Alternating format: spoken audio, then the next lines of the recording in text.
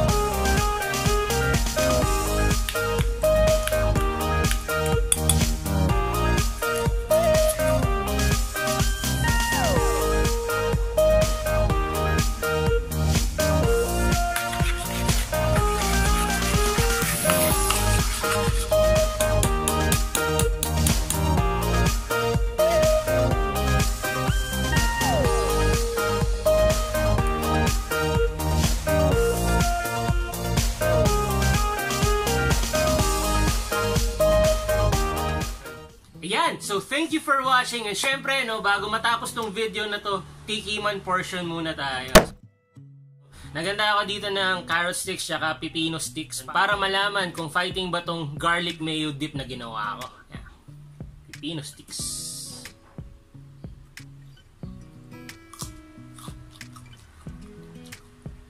Sayap.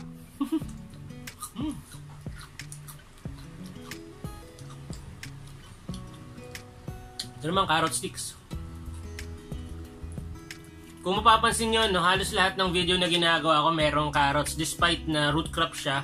So sinasama ko po yung carrots dahil maganda yung kulay niya. At the same time, inaral ko po kasi yung macros. Yung pwede ka magpasok ng carrots basta alam mo yung proper portioning niya. Alright?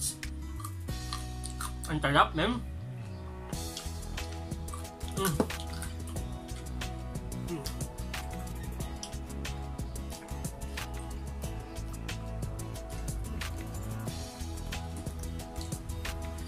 Fighting. Yan yung mga nasa gilid ko po. Hindi to basta-basta props lang. Pwede rin tong kainin. So, tikman natin yung garlic mayo dip kasama ng lutong. Okay, buksan na itong lutong na to.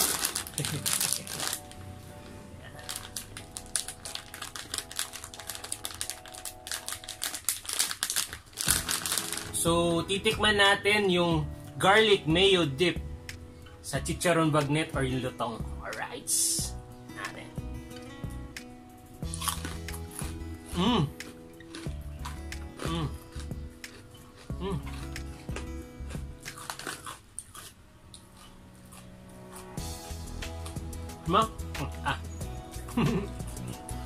Lutong plus garlic mayo dip is sobrang fighting.